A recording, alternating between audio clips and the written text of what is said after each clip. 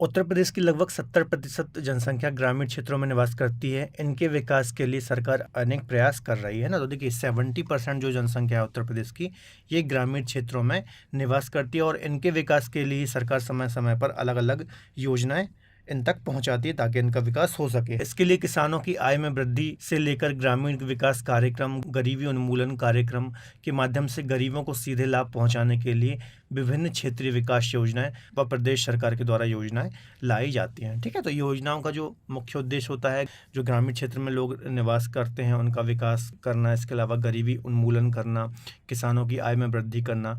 तो ऐसे और भी बहुत सारे कारण होते हैं जिनके चलते सरकार, केंद्र सरकार और राज्य सरकारों के द्वारा अलग अलग प्रकार की योजनाएं समय समय पर लागू की जाती हैं। तो चलिए एक एक करके जो महत्वपूर्ण स्कीम्स हैं इनको आज हम डिटेल में डिस्कस करेंगे, क्योंकि कई बार एग्जाम से मैं यहाँ से क्वेश्चन आते हैं और इस पोर्शन को हम ज़्यादा ध्यान नहीं देते हैं। तो पहली स्कीम है हमारी स्वावलंबन योजना, है ना। तो इसको हम देख लेते हैं, इसका प्रारंभ कब हुआ था। तो 1996 से या फिर 1996 से इसकी शुरुआत हुई थी। यह योजना प्रदेश में महिला कल्याण निगम के द्वारा चलाई गई है। तो देखिए ये आपको यहाँ पे ये पॉइंट भी याद रखना है कि जो स्वावलंबन योजना है वो किसके द्वारा चलाई गई थी, महिला कल्याण निगम के द्वारा चलाई गई थी 1996 में।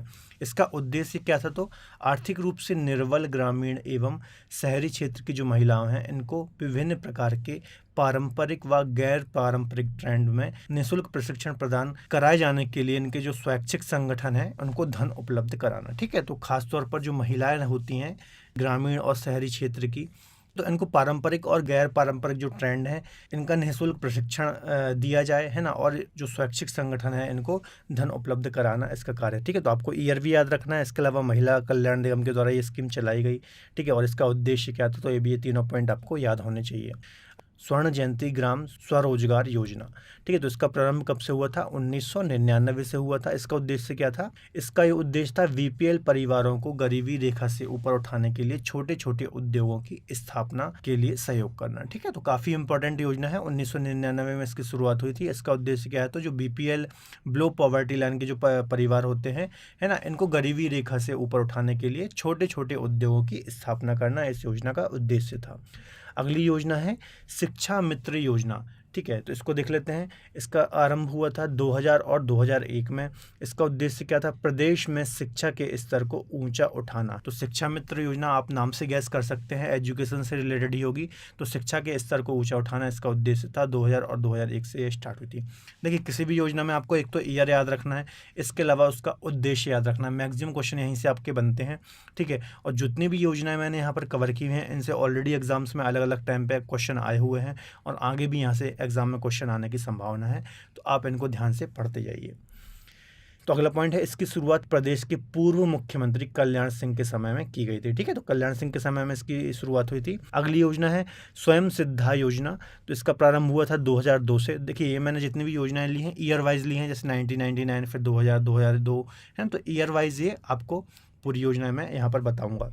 इसका उद्देश्य क्या था, तो समान स्तर की महिलाओं के स्वयं सहायता समूहों का गठन करना व उनमें अल्प बचत और आंतरिक ऋण उपलब्ध कराना। ठीक है, तो जो भी महिलाएं होती हैं तो उनमें स्वयं सहायता समूह का गठन करना, है ना। मतलब स्वयं सहायता समूह मतलब कुछ महिलाओं का एक प्रकार से ग्रुप बना दिया जाएगा और ये थोड़ी थोड़ी बचत करके एक इकट्ठा करेंगी और आपस में जब भी उनको ज़रूरत पड़ेगी तो वो आपस में उनको ऋण उपलब्ध करा सके। ठीक है, तो ये इसका उद्देश्य था। स्वयं सिद्धा योजना काफ़ी अच्छी योजना है।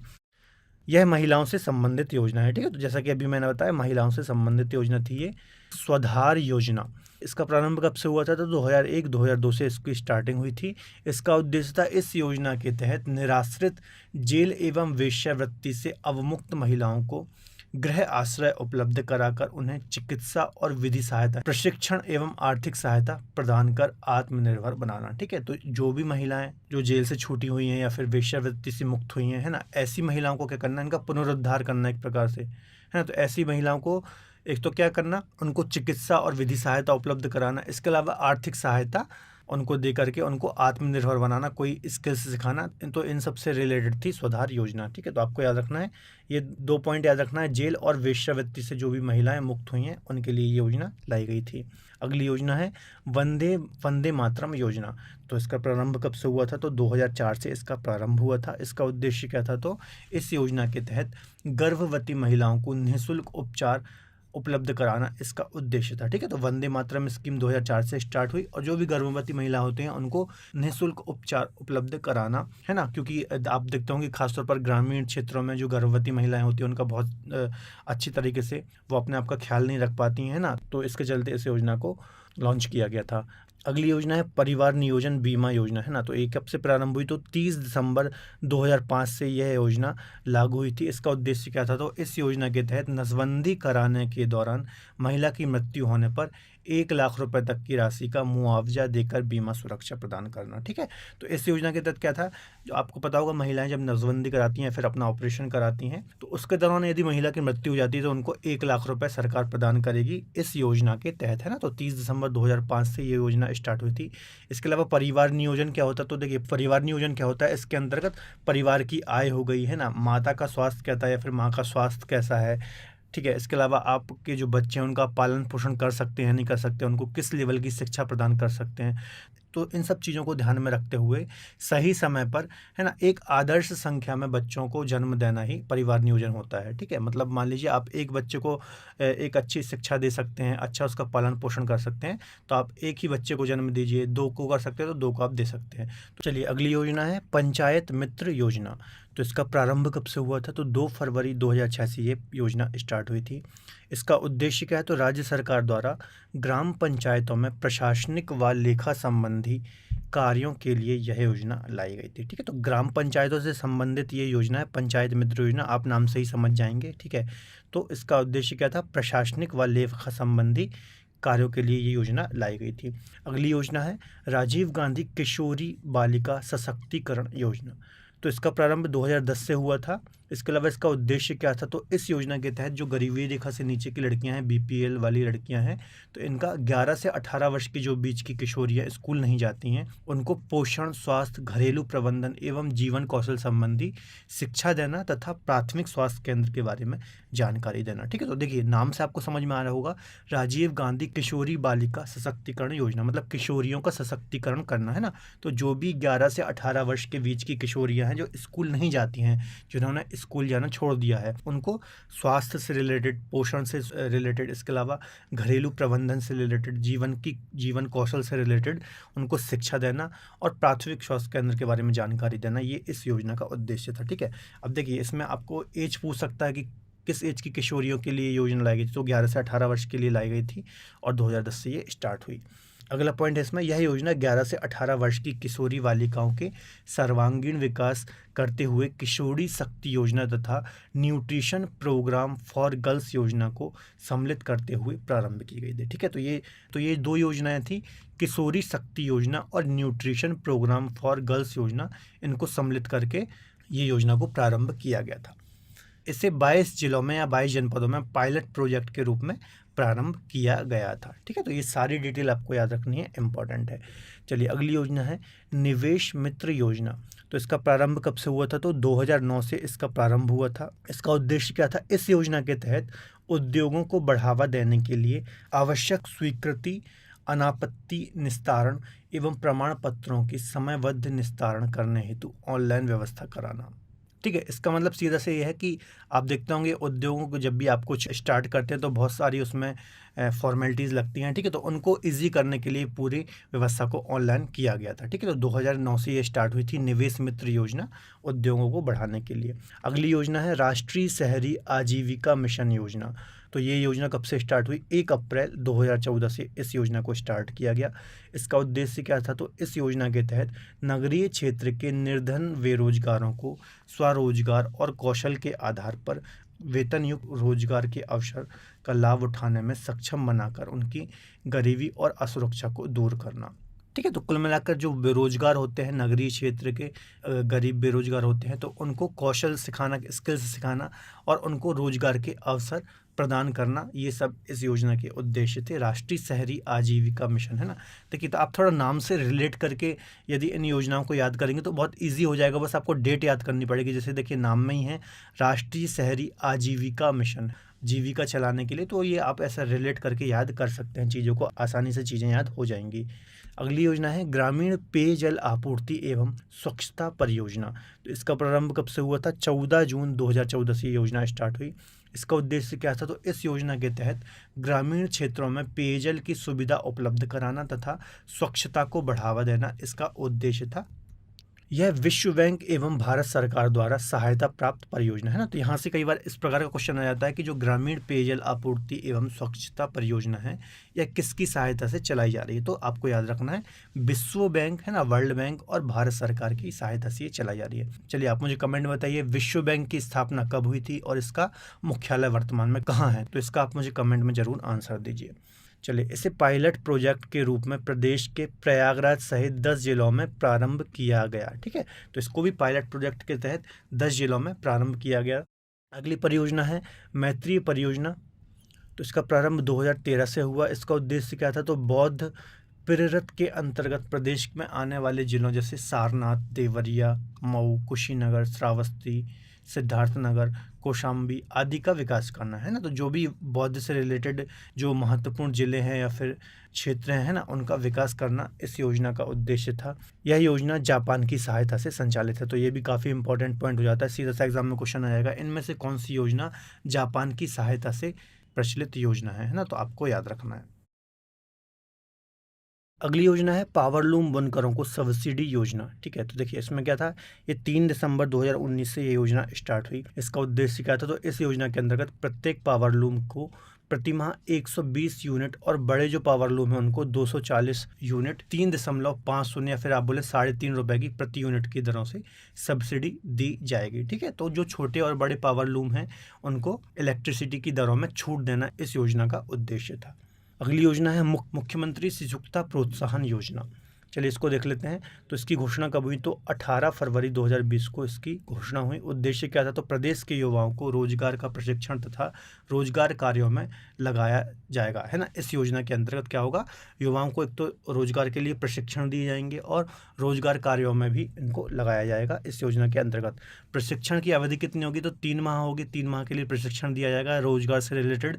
इसके अलावा इस योजना के अंतर्गत युवाओं को उद्योगों में प्रशिक्षण के साथ ही प्रति माह 2500 रुपये की धनराशि प्रशिक्षण भत्ते के रूप में भी दी जाएगी। ठीक, तो एक तो इनको प्रशिक्षण दिया जाएगा 3 माह का, ताकि जो भी युवा है ना, उनको रोजगार मिल सके। इसके अलावा उस प्रशिक्षण के दौरान इनको 2500 रुपये प्रति माह की यहाँ पर धनराशि भी दी जाएगी।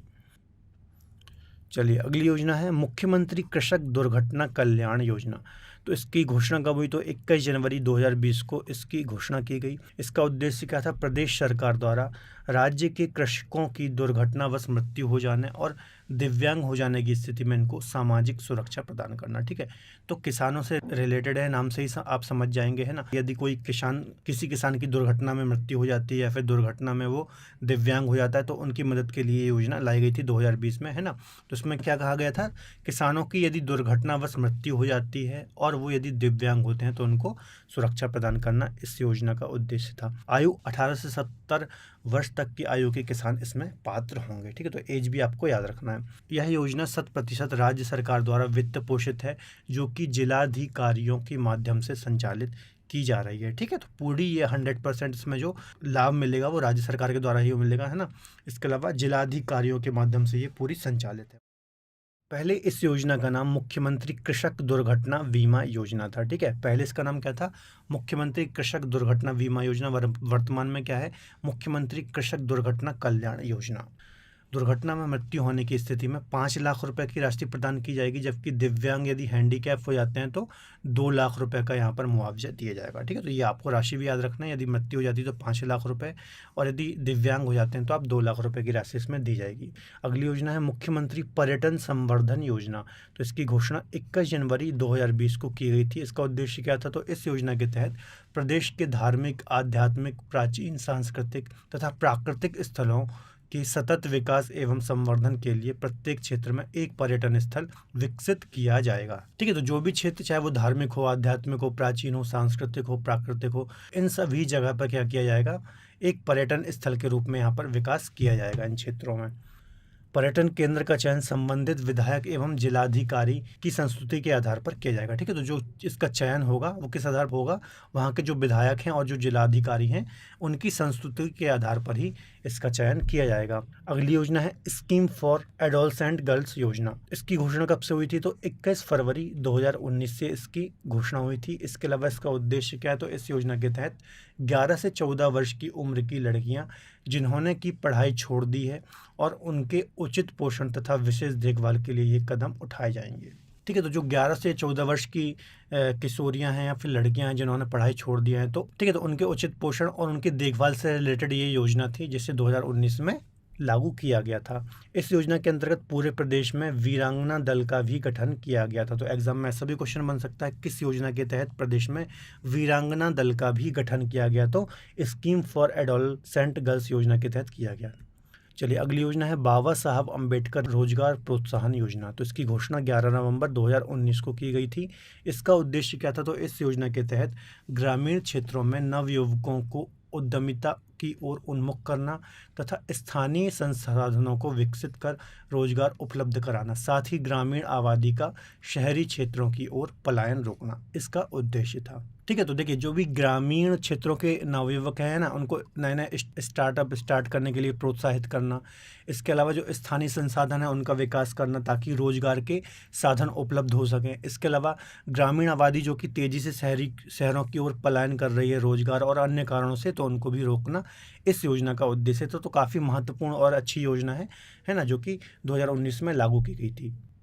यह योजना सभी जाति वर्ग और धर्म के लोगों के लिए थी। ठीक है, तो सभी जाति वर्ग के लिए ये योजना लागू की गई थी। आयु 18 से 65 वर्ष तक की आयु के लोग इस योजना का लाभ ले सकेंगे। ठीक है, तो आपको एज क्राइटेरिया भी याद रखना है, 18 से 35 वर्ष के जो लोग हैं इसका लाभ ले सकेंगे।